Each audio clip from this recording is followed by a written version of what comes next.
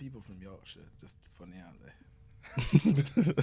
Undeniable. Might be pound for pound, like after the black community, like, and Scottish are up there with black Twitter. The funniest, like, people from Yorkshire are really funny. Like, you take the racism to one side, and they are really funny.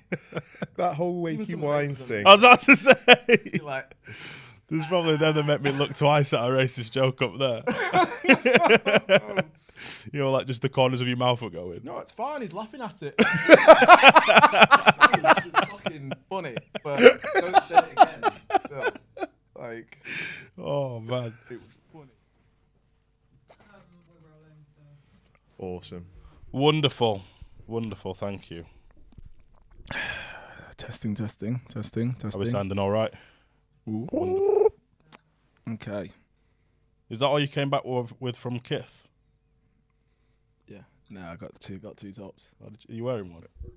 No, this top's essentials. To be fair, it's really reasonably priced. I wasn't expecting. Yeah. It's like it's not. It's like a bit below AIM. Right. So the thing is, you go in and it's like it's a bit like a Selfridges. So they've got their own stuff, and then it's got all that Rude and all that stuff in as well. But it's really good. Where is it? Soho?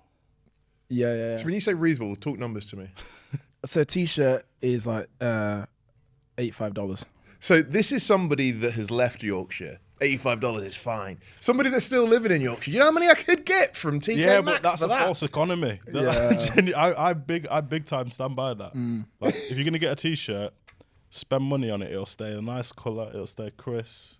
I don't mind that at all. And the build quality as well. And what you're not even supposed to. I ain't got build quality money. You're supposed to you're supposed to cold wash them. And I spoke to the guy. He said cold wash it. He said don't put it in the washing machine. That'll last pretty much forever. They're so soft. But the reason why I say that is because it's when you go to America, because you can get most stuff in America over here anyway. You can't get that over here. So for something which you can only get in one place, I think $85 is pretty reasonable. Whereas there are other places like AIM, ALD, I would only shop in sale, and even then you're still like. And as well, $85 isn't that bad when there's a more favourable exchange rate. Exactly. It's just right now that seems quite bad. Yeah. If you go back a couple of years, that's only what, like 55 quid? But that's not where we're at. Yeah, no, I get that. But for America, See the mental gymnastics. You see how the maths when you need it to. When you need it to, the maths will math. is the difference between new money and old money. There's a difference between having money and not as well. $85 is fine. See, the thing about the exchange rate mechanism. I would start schooling you on Forex because we can do that right now. Oh my gosh. We haven't got a sponsor, but Hold the bottle up. Yeah. Ronnie Feig, I got you. Or Forex sites will just claim we didn't know after you go under. So we need to get these regular, and for that we need money. You're getting the quality. Come back the ting. Welcome to another Black in a Box. The world is told by black faces in white spaces. We've got an empty chair this week, haven't we? Well, as you can see, we are celebrating International Women's Month.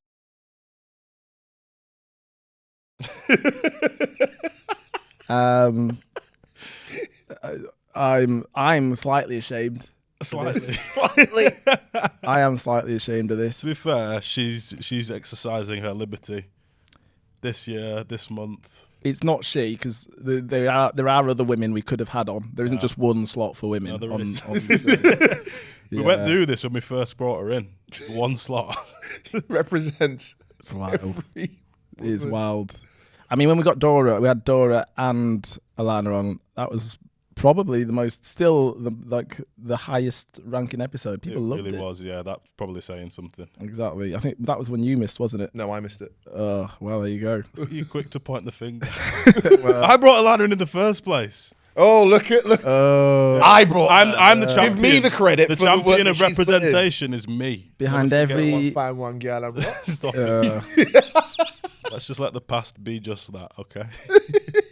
behind every successful woman is Dom, apparently. Disgusting. I'm just the ideas guy. Yeah. No, but of course, it is on International Women's Month, and we are doing a few bits and pieces on the socials to mark that. Jello, what we doing? So we are marking it by shining the light, our little spotlight on 20 different British women that we think we want to shine a spotlight on. We've done a bit of an okie doke really, because we started with Michaela Cole, but we're actually going to be focusing on people that you may not have heard of. So today, on the day of recording, the focus has been on Tara Balade, who is like a world-class architect and has got her own design studio. So the real goal is to kind of go, oh, actually, when you kind of look even a little bit, you see the most phenomenal amount of talent. So that will be on your Instagrams, your TikToks, not on Twitter, because Twitter's dead, fam, unless they want to sponsor us. But it's still dead, fam. But yeah, we're just putting it out there. And we're doing it so that people get to know that there is just amazing talent everywhere you choose to look. Yeah, and we're focusing on pretty much every different industry as well, aren't we? So we've always said that you need to see those people in those different places to kind of realise and achieve it. So we're just trying to do exactly that, shine a light on these people. Love it. Clear out, I'm going one-on-one. So, it's a great time in cinema at the minute. I just watched Ant-Man Quantumania. Wasn't a great film, but did have a stunning performance by Jonathan Majors. And I will, I think within the next week, be going to watch Creed 3. And again, like, I said that I was worried for Michael B. Jordan, not for his character, but because I didn't think it was a good idea for him to be on the same film screen as Jonathan Majors, because Jonathan Majors is a very serious actor. Come to find out that there is a certain... What are you doing? Are you all good, fam? Come to find out that there is a certain subsection of the online space claiming to represent all black men, real black men, that vary in their feelings about a photo shoot. A couple of photo shoots, in fact. One that Jonathan Majors did and one that Aesop Rocky did with Rihanna. For those of you that haven't seen it, Jonathan Majors has done this photo shoot. I think it was for Vogue. Or he's done quite a few. And the man's just finished kind of working out for Creed 3. He is in phenomenal shape. He did another like small what's one of the film festivals. It's Something Dreams, and he plays a bodybuilder, which is why he's that big. He plays like a bodybuilder with a bunch of different problems. He's supposed to be amazing in it, and that's why he's so hench. Right. So he looks great. He looks absolutely fantastic. And in some of the photos, he's there in like clearly what is a boxing outfit, the shorts, the boots, the sort of dressing gown, and there are flowers, and he's holding flowers. And this is another case of like the emasculationism of the black man. No, because like, I was having my ionized water, yeah, and like I was listening to like some Babylon music, and basically Asianization, yeah, the demasculinization of the black man, and the same thing happened with Aesop Rocky and Rihanna. In it, he is being emasculated because he's holding his child. Call him Aesop Rocky. That's how soft he is. I'm a big fan of that. Creams and lotions. That whole range. Incense, the lotions. Just a quick one. I think I've said this before. I feel like the Aesop hand cream is it's almost a hate crime. It's a bit watery. Oh, it goes. No, very, very I'm far. carrying on with my one. No. But if you back it up, this is what I talk about when I talk about the masculinization of the black man. See, these men are talking about lotion. Just after the exfoliating hand wash, where you got a little bit of dead skin that's just come up, just put a tiny little pea-sized amount on there. It's just right. Just runs off the hands, bro. Dry your hands first. No, I was listening to my Donny Andrew Tate, and he was saying that this is like the Trojan horse. In all seriousness, how is any group supposed to win when it is so aggressively policed by the culture police within their group. And this isn't a black issue or white issue or gay issue or straight issue. It is an issue that there are certain people in every group that self-appoint as the culture guardians. And the same kind of, the same kind of like Dr. Umar stans that would criticize Aesop Rocky for holding his child are the same people that would say, there is a crisis because, men aren't able to express their feelings because the world won't let them. Art is an expression of feeling. Jonathan Majors will not allow any of those pictures to go out that he feels uncomfortable with. He is clearly happy with those pictures. So for anybody to be criticizing it is wild to me. And the thing with A$AP Rocky is, for me, even funnier because how many times are we told, the black man has been so brainwashed because like they only really like, white women and also like they can't really hold tight to a family. And it's like, okay, he's there with his pregnant partner with their child. How much more family unit do you want to have? I was just thinking on the way up, do I kind of come at this in a kind of understanding where people are coming from, or do I just mock them? And I'm choosing mockery, and I'm choosing it because some arguments don't deserve oxygen. And the argument that there is some kind, because what do people mean when they say masculine and feminine? What? And this is the question. Where's the camera? I'm asking you. What do you mean when you say masculine and feminine? Is it masculine to kind of look after your kids, or is it masculine to kind of just be some deadbeat? What are we talking about? Because if you can't answer what it is to be masculine and what it is to be feminine, then you have no range of talk in this argument. I'm done. There's a lot. I think the argument is, and it goes back to identity and the ridiculing of the black man by the white man over time. That's where people will tell you this sort of view is rooted in. So that's the whole dominant woman, submissive man thing.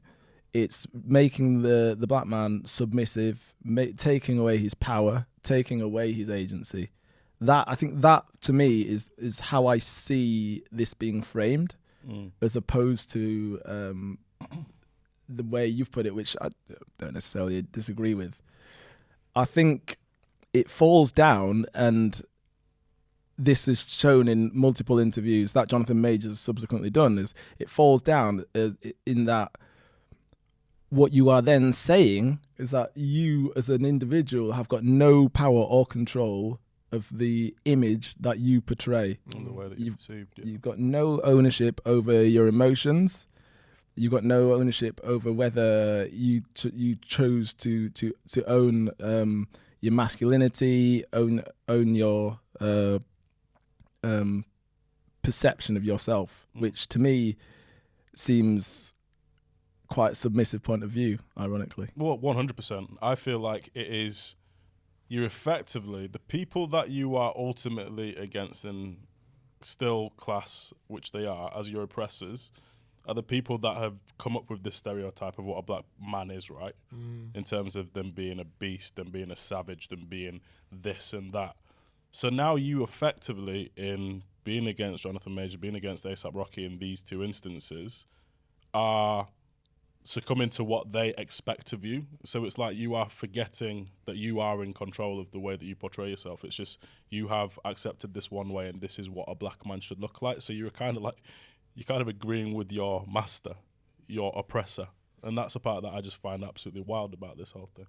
It's even deeper than that as well, because it goes back to kind of like, I don't want to bring it up, but it kind of does go back to slavery, and it goes back to destructions of notions of identity. Like when I was doing my master's and I got to study texts from all over the world, and I kept going, boy, like white Christian men of kind of property have done a real number on the entire planet, because the whole community structure was kind of celebrated, and there was space for everybody. And I think that if you look at Jonathan Majors, who kind of has detailed his 3-a-day workouts and the absolute iron discipline it took to get into that shape. And to be clear, to get into that shape is, I don't want to say relatively easy, but it is relatively easy. But staying in that shape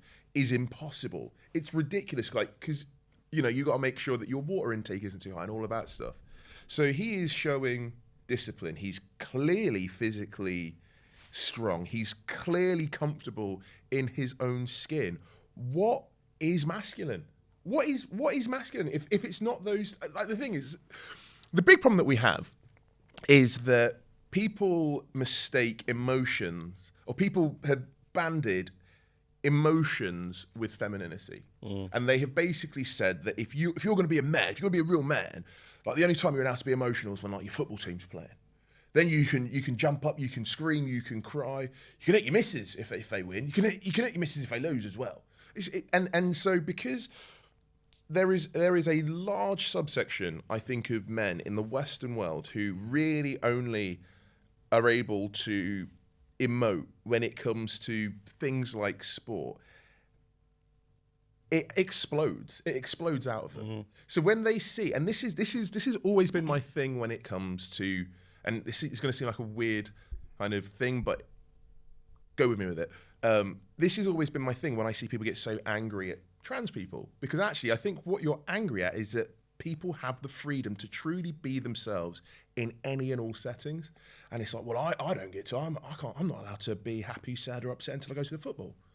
So why are you allowed to be happy, you know, and wear what you want to wear and look how you want to look? And that's all it can be. How is it submissive for Aesop Rocky to be standing next to his billionaire partner? What makes me laugh about that as well, like, because obviously you said it yourself, the only real way I think to approach these kind of conversations is mockery, because it's just stupid. But the amount of people that put these comments on social media, and I think deep down in their mind will actually believe that if they had 20 minutes with Rihanna, they could do something, right? So what do they think? Do they think if they, in their imagination, were able to woo Rihanna, do they think that she would become submissive to them, really and truly? It was an article about Rihanna. Why should Aesop Rocky not be in the background? Because he's the man. Yeah. Are you not understanding, mate? Basically, if you're the man, you're like the leader. It's ridiculous, isn't it? Well, to be clear, I've been very mocky. Like, if this is your first time listening, don't be like, oh, this guy. I don't think mocking. you need to clarify that. Where's the Simpsons meme? That's the joke. The media is trying to depict that black men as incompetent. They can't lead. They can only be led by a woman. Aesop Rocky is not smart enough to do it by himself. That's the narrative they're trying to spin, said O'Shea Duke Jackson. The weak lean into the strong. They're emasculating men. Without men leading, society will fail. Oh, my God. Because society's doing well enough as it is, right? Yeah. Well, it very much rolls out of what we were saying last week about Andrew Tate and that vacuum in terms of guidance and leadership for a increasingly large subsection of men, by tying everything to the need for men to stay essential.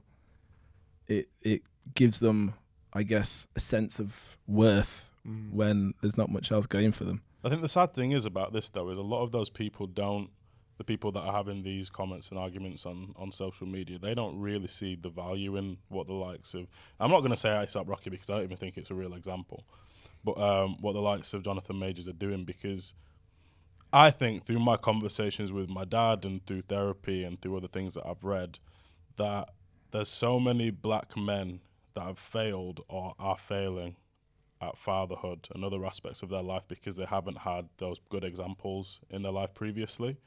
And there's a lot of work that needs to be done in order to, one, accept that and free yourself of that, and a lot of the damage and the violence that's done to your past. And now if you get in a generation who are seeing people are able to be themselves and express themselves in a way that feels true to them, and they don't feel restrained or, constrained by anything else in their life or anything in their past, then they're going to be more prepared to be a parent. They're going to be more prepared to be a guardian, prepared to have the conversations with their kids that my father didn't have with me, that their fathers probably didn't have with them as well.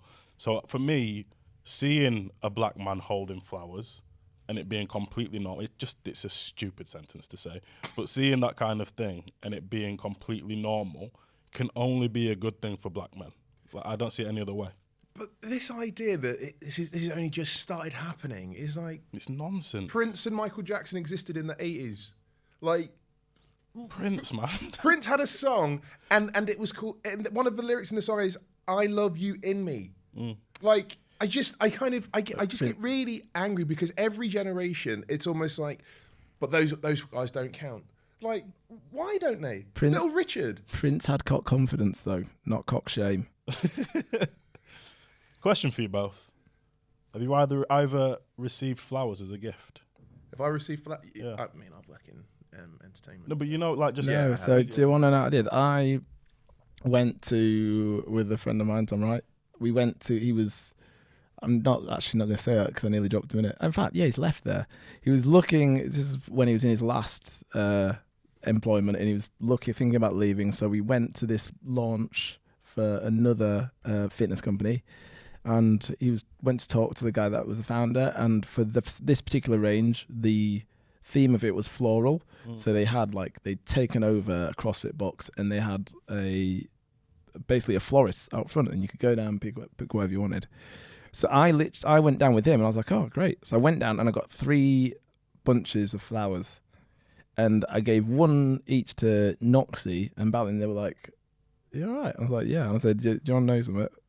And someone had said, I'd read this online the week before, is the first time most men get flowers is when they die. Can I just say something? Did one of those bunches of flowers end up at my flat? Yes, I gave it to Jan. You gave it to Jan, yeah. No, I asked the question because I saw a tweet probably about a month ago, and it was basically, what is the male equivalent of receiving flowers? And through all of the comments, there was only one that I saw, which was flowers. Just flowers, man. Yeah. I remember the first time I received, I think it might be one of a very, very small handful of times that I received flowers. It was my birthday, my 30th birthday, and Darius and Donna, big up, they got me a bunch of roses. And it's like, I like looking at flowers. I want flowers in my living room as well. It takes me back to, I think it's the Isaiah Rashad album. The guy's like, I'm a thug, but I just seen a rainbow. I ain't too thugged out to love a rainbow. I'm thugged out, nigga, but I just seen a motherfucking rainbow, nigga. I ain't that motherfucker thugged out, nigga. That shit beautiful than a mother. And it's the same thing. It's like, it's not, you'll never be too thugged to get some flowers. They smell nice. They look good. Exactly. Put them in the crib. Let's talk awards. And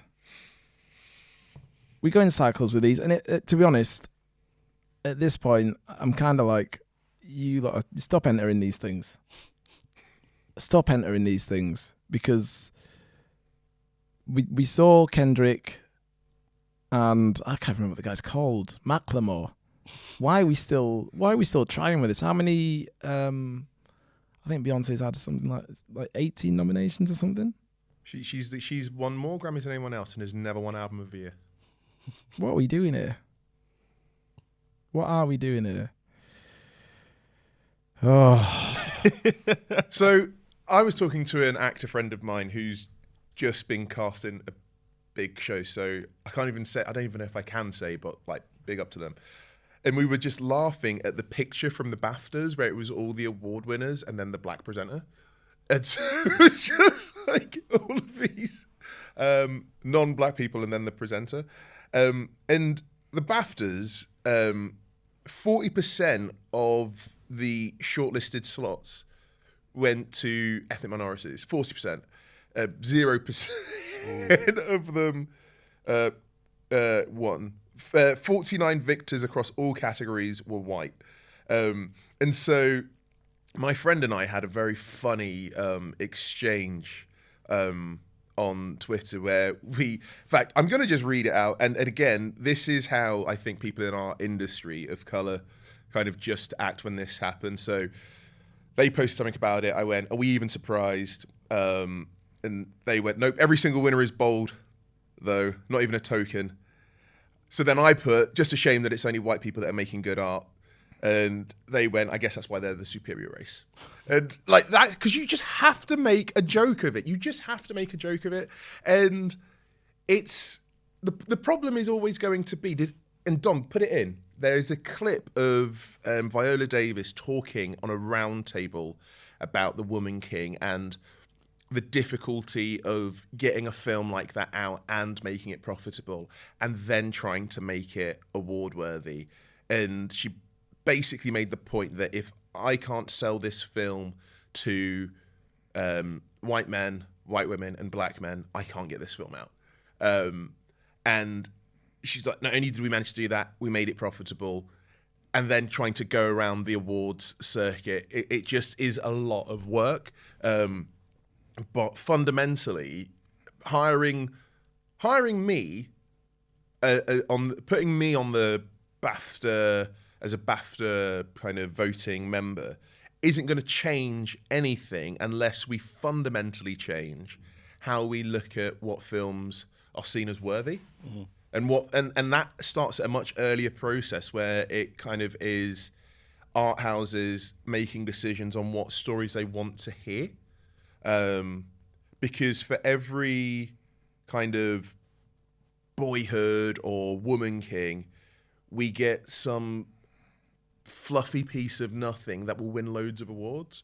Or for every kind of sustained excellence like Viola Davis, who kind of does the campaign thing and does it the right way. You have the case of the woman who's got the award nomination because a load of her actor friends emailed everybody and were like, this is really good, even though nobody saw it. So, we just, maybe if they just made better films. If they made better films, then they'd win the awards. I've really not got much to add. Beyoncé just seems a bit wild to me. Can I ask a question, you two? Obviously, you're not in the entertainment industry. Well, I mean, fair enough. What we do now? I'm behind the camera in a lot of self-tapes as well. So, I'm in front of the camera, and also, you've forgotten when I did NHS Fraud Squad, BBC Two. I did that. I forgot. I was included on Nest Club song in primary school. What we're going to do is we're going to ask in a few episodes, teaser, few episodes we've got coming up. We've got an S Club Junior coming up. We'll ask him about that. I was with the actual S Club, not the juniors. Big up, Jay. The question I was going to ask you, saboteurs, was is it just male pale? Is it white male pale and stale in your industries as well? And is it changing? And if your answer to yes, it's changing because I'm in there, but there's nobody else that looks like you, then no, it's not changing. No. So, I mean, obviously the industry itself that I work in, I moved from where I was because it was that. Exactly that. And this is kind of like one of the things that we're going to talk about. When we moved into our respective industries, like, we weren't in a position to influence. And since we've started to progress, get to a more prominent position, I mean, the people that I hire, the people that I bring onto my team, actually, we went out for dinner because someone was leaving the other day, and we were very much like United Colours of Benetton. And it's become normalised, and I think it is much more common now when you've got people like myself, like Dan, that are leading teams, to have that team be a reflection of you. Mm-hmm. So not just a bunch of black people, a bunch of fun people, a bunch of smart people, a bunch of whatever.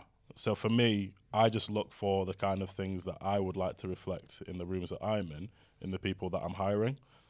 A lot of the time that's a person of colour, a lot of time that might be a queer person. It's very much just down to, one, who is good for the role, but then two, I do think it's important to have the affirmative action look at things as well.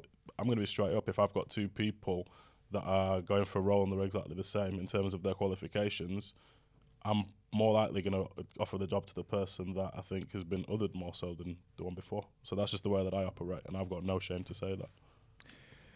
Yeah, I'm in sport, so the difference for me coming from advertising is quite.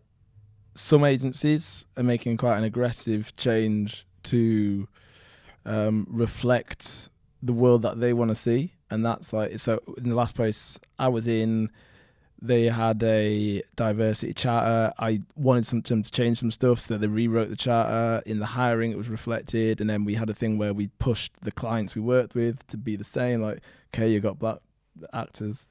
What do the directors look like? Who are the people like writing the stuff? What does the set look like? And then coming into like sports marketing, it's not like that.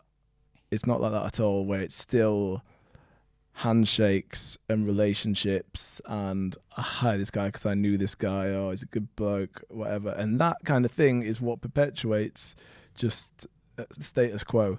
Yeah. Now, the place I work at, like, the leadership is very keen on the world being different, to be fair. And it's at times that does mean that there is, I'd say, a bit of static in terms of where we're trying to go and who you want to be and what have you. But it's like we are so, like, everything is driven towards let's be the change that we want to see.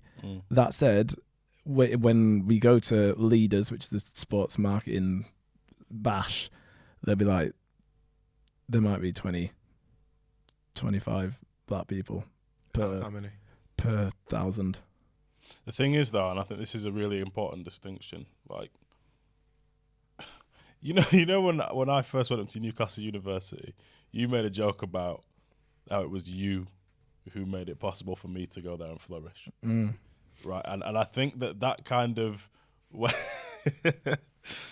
quite possibly, and I think that kind of way of looking at things is actually applicable when it comes to the professional services industry and other industries as well, because whilst we didn't have the best time of it, I certainly didn't have the best time of it working in the Big Four when I first started in consulting from a racial acceptance standpoint. In fact, I was very much accepted, but it just wasn't the most pleasant of working environments.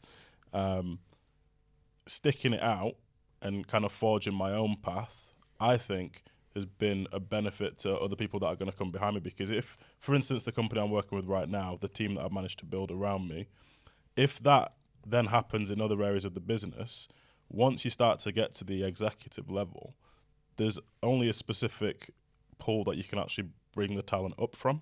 So if you've got a team of 10 people and only 4 of those people are white, and it's clear that the best candidates are brown people, they're more likely to get selected. So that's the way that I see it. The movements that are being made upper middle level, lower middle level, those are the areas where I think the real change is going to come from. And that's the change that we can currently affect, I think. And I keep saying to people, there needs to be something done lower down, because I've got a team of 4 now, and the people I'm hiring for are like just beyond entry to mid-level experience. The pool of people to choose from is tiny. Yeah, it's actually tiny. So you'd have to actively go out, find people on LinkedIn, or I've heard of them, and it's beneath that. So it's catching people at colleges before they even, to tell them go to university and you've got potential to do this. It's, Stormzy's got his Stormzy FC football thing, which is I think it's capturing people in and around like academy football and turning them into other media careers. I've had a few people come and interview for one of the roles I've currently got open now, and I think I had 4 or 5 black people, and each time they said, when the guy was like, "Oh, I told my dad I was getting interviewed by a black man," he couldn't believe it. And I was just like, oh my goodness me. And then there was another guy who used to be a professional footballer, and then he'd fallen out of love with the game, and then now he's working at BT Sport, and he was talking about his experience trying to sort of get experience to sort of change careers and get into the industry. And I felt for him, because had he not played football, he wouldn't be able to go anywhere. But it's like, I've now hit a ceiling for what I can do with the skill set I've got. So because I'd heard of a thing called BComs, which is the I think it's black community of media and sport something, and that's run by a guy called Andrew Lucille. They help people basically get along in media. And Mayoa, who's a friend of Musa, friend of the pod, I knew he came through that, and I said to this guy, you need to get in touch with these people. And I said it to another girl, and another person had come through that. So when we start to get more schemes like that, it's going to help in the industry, but it's just not enough. Then there's not enough funding, and there's not enough awareness of that. So that if businesses and industries are truly serious about change, those are the schemes which they need to get behind. And it's, to bring it back around to these award shows and the BAFTAs. They had BAFTA So White 2019. Overcorrect a year later and give people a few awards, but what are you doing further down, as you're saying? Like, what are you doing about the profile of people that are choosing? What are you doing about the let's say the Overton window of what we deem a BAFTAs worthy film or performance? What are you doing about that? Are we even talking about that? We don't talk about it. We don't talk about what is an Oscar-worthy film. The only place we talk about what an Oscar-worthy film is when Kate Winslet is joking about it in a Ricky Gervais comedy show about, play a Jew, then I'm going to win an Oscar. Like, we don't talk about it. Yeah, I think what I would ask is, one thing I would say is I think that in this country there is such a reluctance to talk about race. Like, the joke I've made a million times is that most kids that go to school in this country learn that this country's role in like the slave trade was like as the Avengers. Like, William Wilberforce came in and just Thor hammered the shit out of slavery.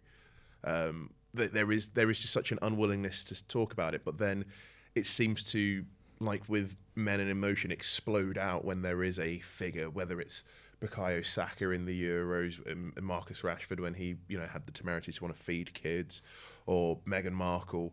I guess my question, because for full transparency, I've been working as kind of a freelancer for the last 3-4 years, and one of the big reasons about that was I was tired of kind of being great until it came time for promotion, or until it came time for a pay rise, and all of a sudden all these things that had never been issues before would suddenly appear. And I was saying to Tom, I said, the difference is that when I fail now, at least I can go, I failed it was me, I failed and I messed up, that's why I didn't get that thing.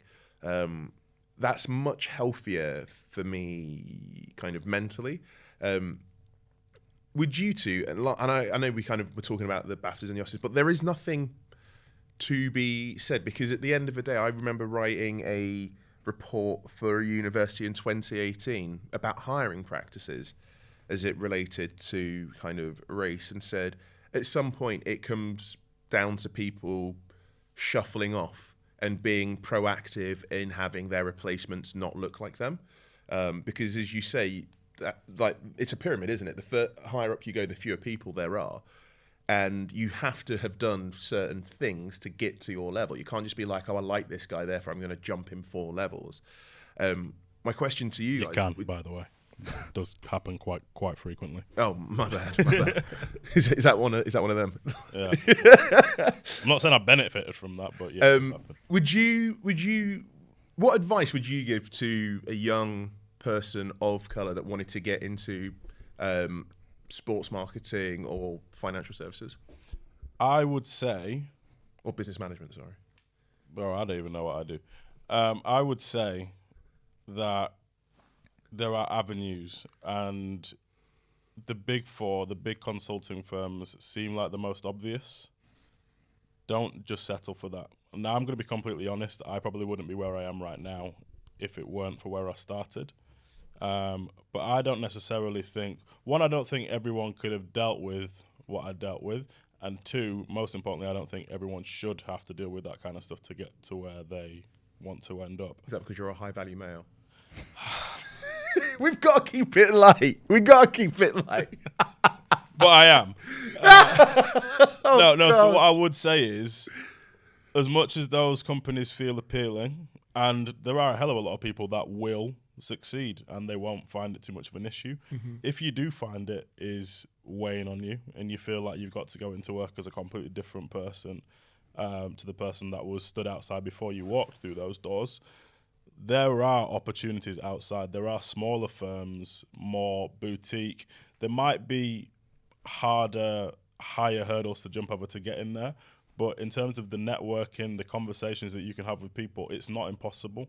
So there are more me's, there are more Dan's. I know Babatunde, who was on the podcast a couple of years ago, he's in a really, really significant position at his firm now. And it's a smaller firm. I don't think it's much of a surprise that so many of us find ourselves in a position which isn't a Deloitte, for instance. Those are the kind of people that you want to be reaching out to. LinkedIn, as much as I don't particularly like LinkedIn, is a good place to network with these kind of people. Dan, before you answer, I've just had a thought. You guys grew up in Yorkshire. You grew up as the white faces in the black spaces. Do you think the black faces in the white spaces? I apologise. I grew up as the black faces, the white spaces. Do you think, in a way, that's helped you navigate 100%. your careers 100%. in a way that it might not have if you'd have grown up in central London or Code Moss switching Side? is easy. We were talking last week. I was at the pub and we were talking about how not a lot in London really scares me because I might be on the tube and I see a bit of commotion going on. The amount of violence, both psychological and physical violence that I've seen growing up, there's not much that surprises me, right? And I think it's the same in terms of the places that we grew up in. We were laughing and joking before earlier how we were saying how Scottish and Northern people are so funny that they could even make racist jokes, kind of make you want to laugh at them even if you're at the wrong end of them. And I think it is that we've been surrounded by these people for so long. And I'm not saying it's all bad, but there's not many groups of people that I can be around where I'm like, oh, I've not met people like that before. I've not spoken to people like that. I've not worked with, I've not kicked ball with these kind of people before. So as much as it was tough at times, it absolutely is equipped, certainly me, to deal with these environments. Would you co-sign that, Dan? Yeah. At risk of sounding like our friend from last week who was like, I was in the black church and I was around white people and I've been in Nigeria. So I know how to soften. No. Emotional butler. Yeah, the emotional butler. But I would absolutely co-sign it because it doesn't. What you don't know and what you haven't experienced generally for me is what holds fear. Yeah.